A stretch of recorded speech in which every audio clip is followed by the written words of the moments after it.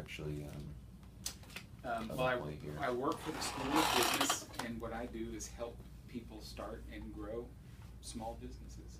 Okay. Basically work as a generalist consultant.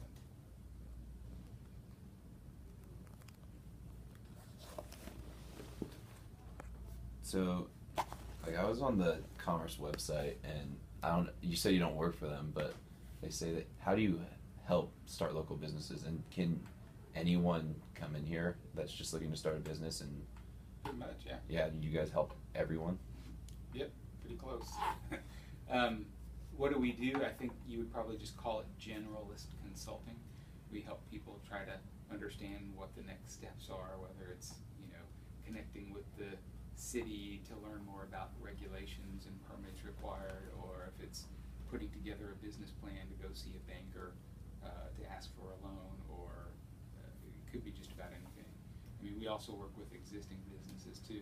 Last year we had 360 different clients here at the center, for about 180 existing businesses, and the rest.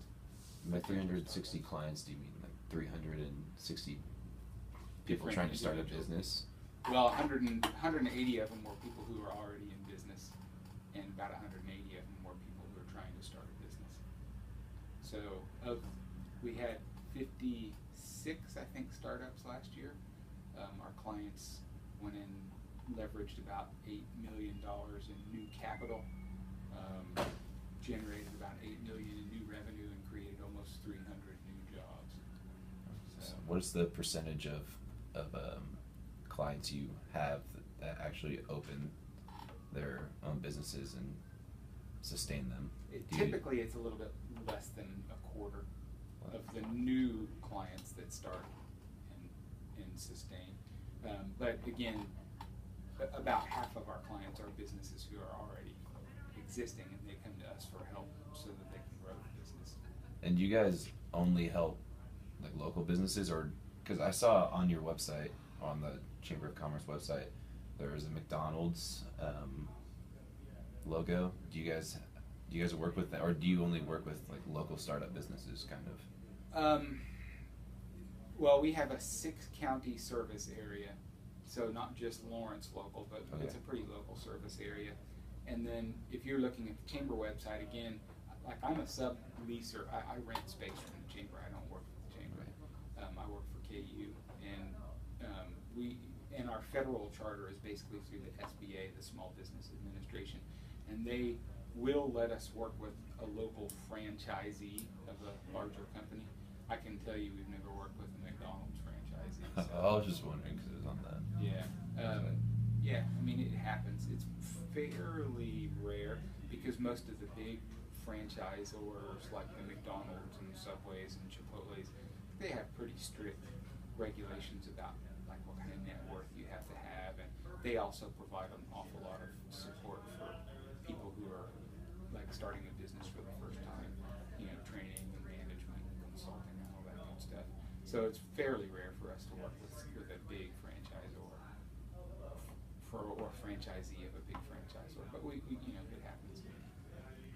Okay, we heard Lawrence becomes the most expensive city in Kansas, and are there less people than before that they would like to study a business in Lawrence rather? Maybe they move to Kansas or to Topeka to start their business because there is a lower cost to start business. I don't know. I mean, I think that like the market tends to sort itself out that way. Mm-hmm. There are lots of areas with much higher costs of living than Lawrence that are pretty entrepreneurial cities. I mean, Seattle comes to mind, Yeah. New York City. So I don't know. I mean, I think what entrepreneurship is at the core, it's basically an exercise in opportunity recognition, right? And so I think I would be hard pressed to believe that people won't continue to recognize entrepreneurial opportunities in Lawrence. I think they will. Mm-hmm. I mean, I think there are some larger forces at play. I don't know if cost of living is the biggest determinant for what entrepreneurs do and don't do. if you ask me what my personal concern is, it's that for many years, population growth has outstripped employment growth. Mm-hmm. We tend to be losing primary employers in the city of Lawrence, and we're not really replacing them. Primary employment, I don't know if you guys know, but it's basically defined as businesses whose revenues come from outside of the local trade area. So for example, if I were to open a housekeeping business, that wouldn't be a primary employer. Most of my customers are going to be local. But if I open a manhole cover manufacturing facility, probably I'm going to be shipping manhole covers all over the country or all over the world. I'm going to bring all those dollars in from outside of Lawrence sources, pay my employees, and then they're going to go buy food at Lawrence grocery stores and restaurants. They're going to go to the movies at Liberty Hall. They're going to drink beer at Free State or whatever.